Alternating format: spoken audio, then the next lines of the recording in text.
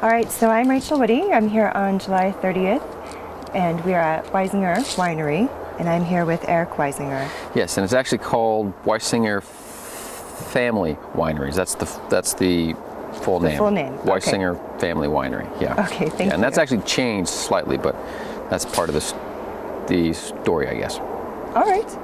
Well, let's start with how the Weisinger Family Winery even started. I believe it was back in 1988? 1988 was when we had the first crush, so the first time that we crushed grapes here. But this brand, our story actually starts back in 1978. So it's 1978 that John, who's my father, got the crazy idea to plant Gewürztraminer here in Ashland. We planted about 1.5 acres of it. Okay. The grapevines came from a guy named Frank Wisnowski, who's the late owner and founder of Valley View out in the Applegate. They were actually the very first winery in our area. So my father in about 1976 came to the Ashland area. He became friends with Frank, and Frank convinced him, my dad, to plant grapes.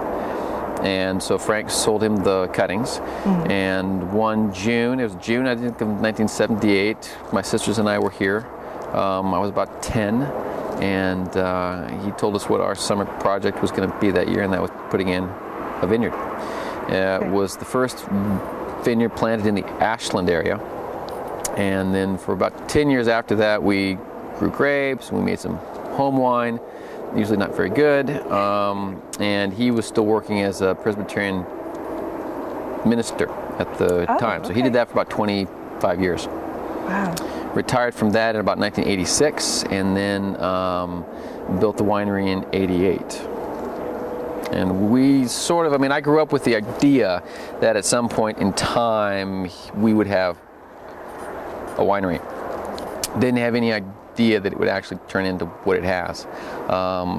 After I graduated high school in 87 and went to Germany for a year and went to school there, and while I was over there, my father flew over, and he was flying over. He wasn't completely clear on the reason he was coming over. I just thought he was coming over to hang out and see Europe, and but the reason was actually he wanted to visit wineries in southern Germany, taste wines, and then go down to Italy and visit a couple of equipment companies. So companies that produce presses and distillers, pumps, because he was starting to think this, we're going to actually go forward on this. And so when he came over, we spent about a month traveling around, visiting wineries, getting ideas for what our winery could look like, visiting equipment companies.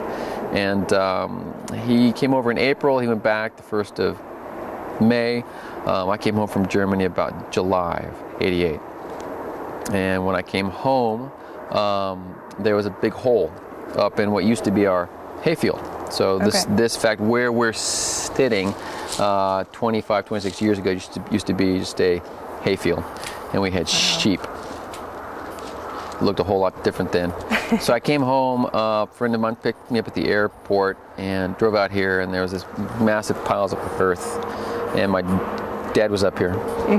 And so we walked up, and there was this hole, and I said, my gosh, what's this? He said, that's the wine cellar. And so he had started construction on it without really telling me. It was kind of a surprise. But over the next 3-4 months, we built this. We built all this, which is here, and then we had our first crush that fall of '88. So that was when we did our first wines. And that first year, we produced Chardonnay, Gewürztraminer, Cabernet Sauvignon, a rosé out of Cab, and then a blend. Yeah, that's what we did. I think we did about 1,000 cases. Wow. Are those wines that you still do today, or how has that evolved? The wine program here has changed a lot, but then again, so has the market, and so has Oregon. So I'd say that we've, in a sense, evolved with everything else that's happened. We still produce Gewürz. We still produce it from those older vines. So those vines are now 35 years old, which is crazy to think about. Right. But so we still do Gewürz out of those. We still produce Cab, just because it's one of those varieties in our area that does really well. Chardonnay, I think the last time we did Chardonnay was maybe in 2001 or so. We focus more these days on the Rhones, so doing Syrah, Grenache, Viognier. We also do quite a bit of Tempranillo. At one point in time, we had 4 acres of Gewürz planted here. Okay. And about the mid-2000, like 2005, 2004, we began to see some of the research that was coming out on Tempranillo and how it was doing very well in this part of Oregon. There also seemed to be interest in the market for it. So we pulled up half of our Gewürz and planted Tempranillo in 2006. So here on the property today, where we used to just have Gewürz, we have Gewürztraminer, Tempranillo, and a very, very small amount of Pinot Noir, just because it's Oregon and I like Pinot Noir. So. Okay. Okay. So how did you get into the industry? Was it right after you got back from Germany, or? Not exactly. I mean, like I said, I grew up with the idea of it, and wine was always something that I was interested in. When I was 16, my best friend and I took a bunch of pears and we pressed them and got all this pear juice, about 10 gallons, and a couple of 5-gallon carboys. And my father said, well, if you guys want to make champagne out of it, or sparkling pear wine out of it, right, that's okay. And so my friend and I thought, fantastic, let's give this a go. How hard can it be? So we got some yeast, some Fleischmann's bread yeast, and we had some instructions, and we went about the process of making it. And we made about 36 bottles. We didn't have a fancy sparkling wine cork and cage. We just right, bottle capped them with Pepsi bottle caps. Okay. And it was some of the worst wine I've ever made, but we drank it nonetheless. So that was my first foray into the production of alcohol. And there was just something about it which I thought was so interesting, how you could take something like juice and through this process that you aren't the one doing it in the sense. I mean, it's all the consumption of sugar and metabolizing alcohol. That's done by this completely different organism, but you're sort of shepherding the process. And there was something about that which I thought was interesting.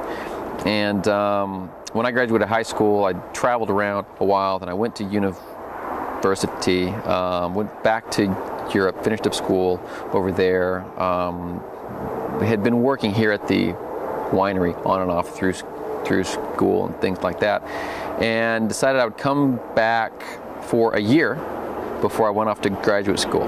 So this was 1995, and 1 year turned into 2 years, turned into 3 years. The idea of graduate school just got further and further and further away. Ended up going down to UC Davis and took a whole bunch of classes down there, spent a little time down there, and the next thing I knew, I was 10 years had passed. So I took over the wine making here in '97. Okay. It's probably the most interesting thing I can think of doing, making wine. Right. So I imagine you'll stay here with the family winery for years to come then? Well, everything changes. There are very few absolutes with anything, but no, I enjoy what I do here, and my heart's here, my history's here. So yeah, I would hope that that's what would occur. Since you've been able to travel to Europe and also Australia, and was it New Zealand as well? Yeah. What you see going on in the Oregon wine industry, and specifically Rogue Valley, how does that compare, or does it compare to what you're seeing elsewhere in the world? Well, I think it depends on which respect you look at it. On one hand,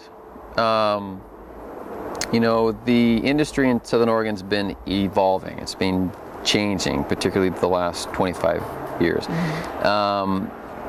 In a sense, what we see is an evolution of the industry here, as well as the industry in Oregon.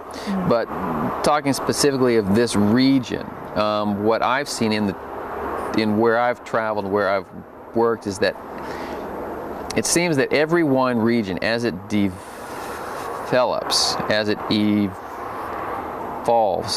goes through some of the same processes, some of the same steps.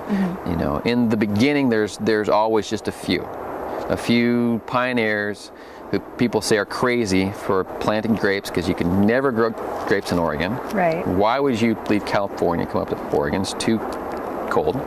Why would you plant Pinot Noir in Oregon? Why would you plant Tempranillo in Southern Oregon? There's always a few renegades and, you know, pioneers. And then the idea catches on, and people say, oh, so-and-so is actually doing pretty well, or we can grow grapes here. The possibilities there. So more people start coming on. It takes a bit of time to figure out in a region what grows well.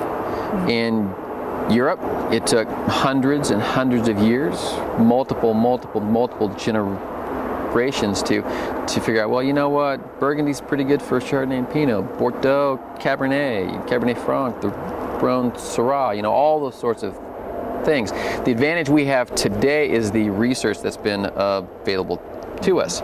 That said, it still takes time. I'm part of a second generation of winemakers here, and can I say that we know exactly what's the best thing here? No, I wouldn't place that bet yet. You know, but we, as opposed to having maybe 20 different possibilities, I think we've honed in on probably 10.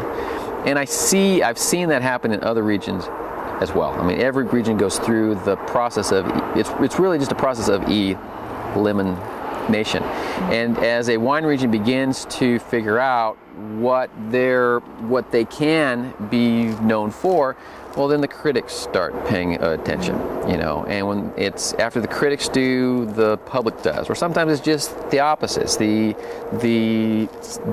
public that first notices, and the critics notice the public noticing, and think, oh, wait a minute, I want to get in on this also. So there's that part of it, you know, and the other part of it is qualitatively, you know, and I've seen a huge change in just the quality of the wines coming out of the Southern Oregon region. Recently, just this last week, we went through all of our library stock. So it was 25 years worth of wine. There were 138 different wines, all going back to 1988. And we tasted through every single one of them. That must have been a rough job. It took 4 days and a fair few headaches, but it was real interesting to go back and taste, you know, Cab all the way back to 1988. One of the things that we noticed is when we started looking at the alcohols, just at the alcohols, which is which is going to be a gauge of pretty much where the sugars were when you harvested. In the late 80s, early 90s, we were seeing alcohols of 12, 12.1, 12.2, 12.3, all in that range.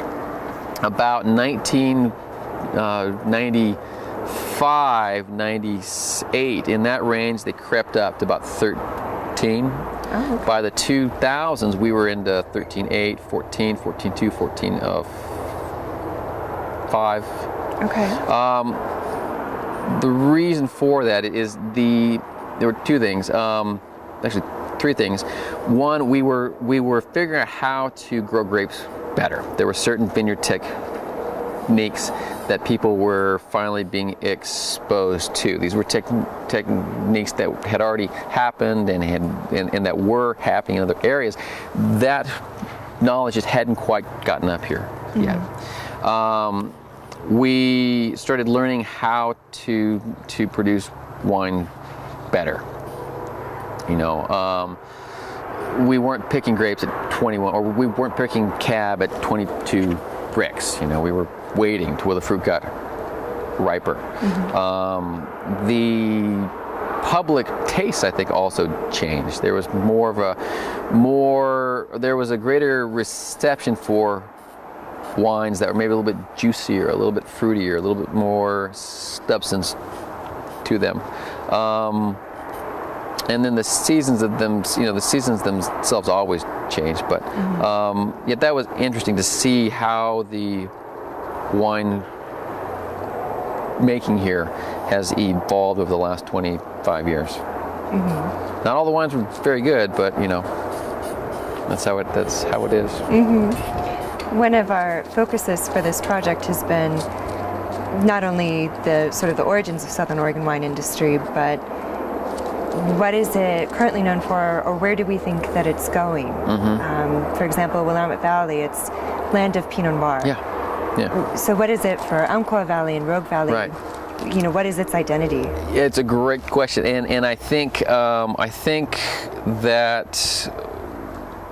I don't like the word struggle, but I think that we're still searching for the identity here. One identity that's easy is that we can produce a lot of things. Everything from Sauvignon Blanc to Zinfandel, Dolcetto, Marsanne, Chardonnay.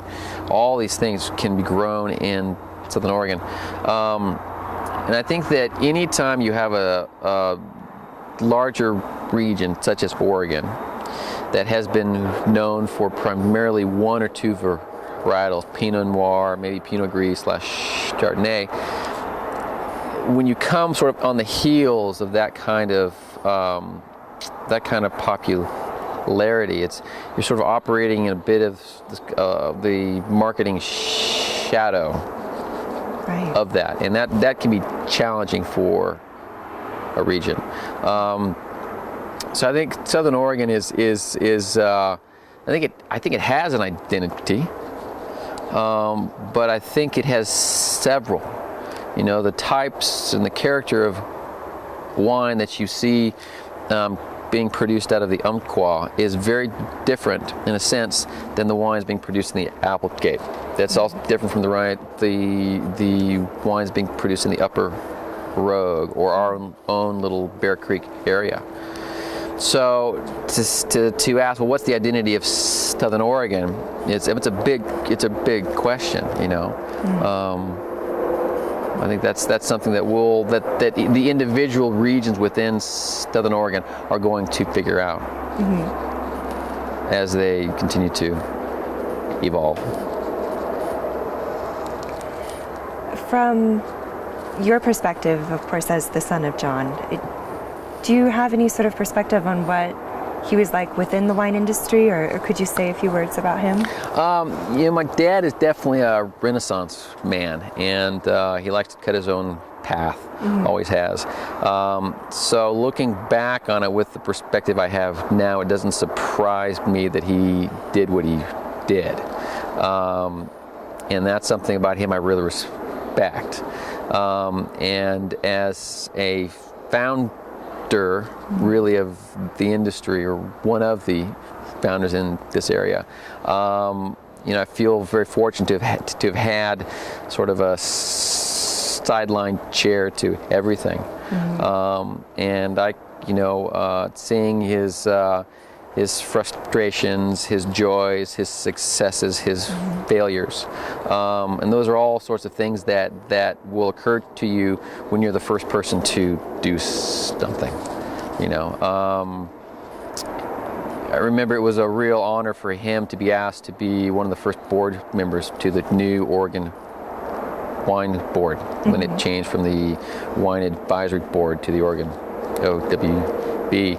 And he was sitting right there on the board with people like David Adelsheim and other organ pioneers. And I know that really meant a lot to him. And I don't think that he's ever really thought of himself as being any sort of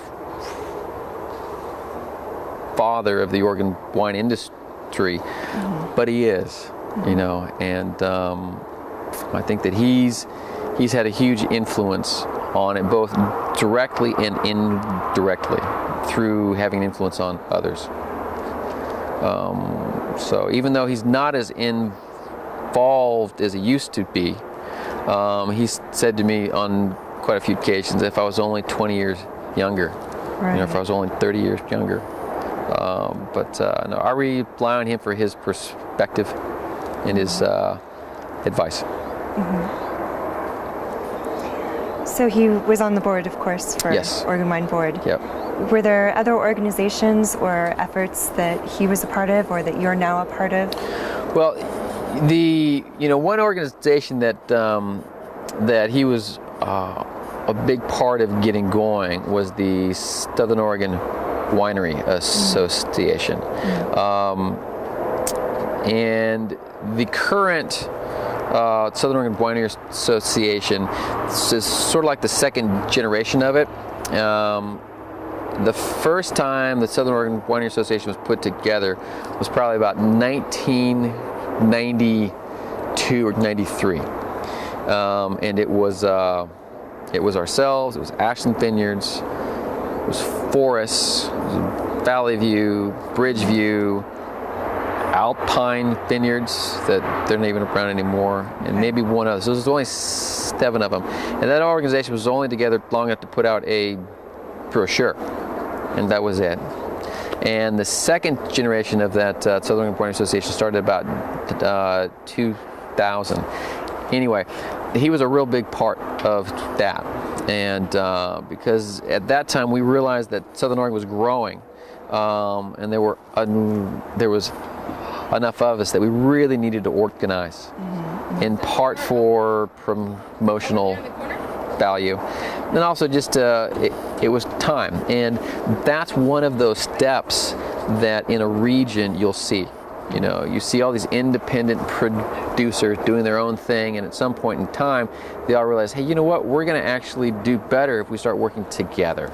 Right. When you have the philosophy of a rising tide floats all boats, that's a real important thing to get when you're a growing region, because if we're all doing things separately, that's fine and everything, but it's going to be much better for the region if we unite. And that's what the Southern Oregon Winery Association was about. I was president of it for 3 years, and it was I really enjoyed it, because I think our membership doubled within those 3 years. Good. And it's almost doubled since, I think. It's a really great organization. And what's also happening, again, this is one of those processes that happens, is within the Southern Oregon Winery Association, you now have 4 other winery associations: the Umpqua, Applegate, Upper Rogue, Bear Creek. Right. And that's part of what I've seen this happen in Australia, different regions, in Barossa, Margaret River, Coonawarra, in New Zealand, Marlborough, Central Otago, all these, that's just what happens. It's a good sign.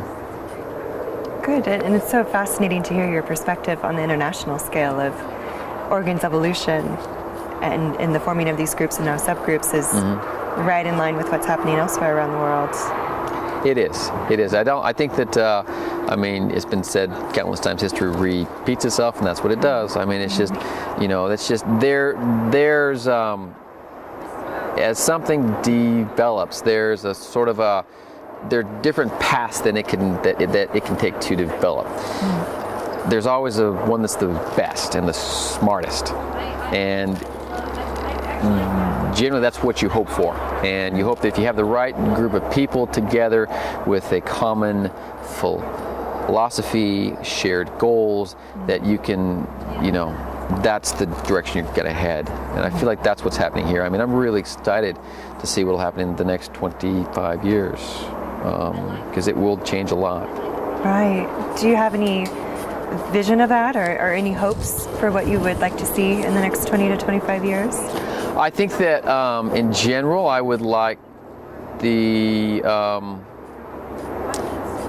us to continue to improve on the quality of wine. I think specifically, for Oregon in general, my hope is that Oregon becomes a global player.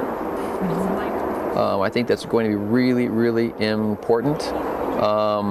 In the 5 years that I've been working in New Zealand, seeing New Zealand really grow even further into Asia. It's a huge market. I can't stress enough how important Asia is for the New Zealand and the Australian wine industry. I really feel that it's important for the Oregon wine industry also. It's a massive market. So I think for Oregon, I want to see it become more of an international brand. For Southern Oregon, I want to see the continuation of the improvement of quality. I'd like us to hone in on what's the land calling us to do. What should we be making? Just Sauvignon Blanc? Not that I think we should, but just what is it that we should be doing? I don't know. Just want to see it grow productively, and I'd like to still be having a good time in 20 years at it. So, no, I think that the potential is there for Oregon to do a lot. But I think that it's really got to look outside it's got to get out into the international community, and it can. What would that take? I mean, just more marketing, or? Well, yeah, it takes. Sometimes it just takes the right introduction. The right handshake with the right person at the right time. I think there's a lot going on in Oregon right now that is focusing on opening those markets. Was at a meeting recently where that was one of the topics. But if I knew exactly what Oregon had to do, I could quit this job here and just consult, right? But no, I think that it's a challenge for Oregon, but it certainly isn't one that we can't obtain, that we can't get to. But I couldn't tell you what the 4-step process is. Right. But we do have to. We do have to produce quality wine. We have to be able to do it affordably, and we have to have the channels. You've got to have your channels set up. If you can't get the product to the people, then there's no point in having people. Right. From your perspective, focusing back on, we're obviously very interested in the history of the Oregon wine industry. What are some of the elements that we should make sure we're capturing, or that the industry keeps in mind as you move forward? Well, I think when you're talking about history, part of the charm of Oregon is its history and how it got started, and all the eccentric characters and all the crazy stories, and or it's just I don't know. I think it's a daunting task, actually, to try and capture the essence of the Oregon wine story, because there's tens of thousands of stories, and they're all different, and they're all important. So what should you capture? It's a good question. I have to think about that. I think probably what you're doing, and just sitting down talking with people. Okay. Yeah. Well, keep me posted if you think Okay, of the magic sure. answer. Yeah. Chris, we'd love to know. And then we'll pay you a consulting fee. No of problem. course. Yeah. Well, that was my formal set of questions Okay. for you. Is there anything that I didn't cover or ask that I should have? I can't think of anything offhand. Okay. You know. Yeah, I mean, for me, it's sort of interesting because the industry here in this region is about 25 years old, 25, 30 years old. It isn't as old as up in the Willamette, but to me, there's something about a 25-year period. You know, it's a quarter of a century, and that's where we are.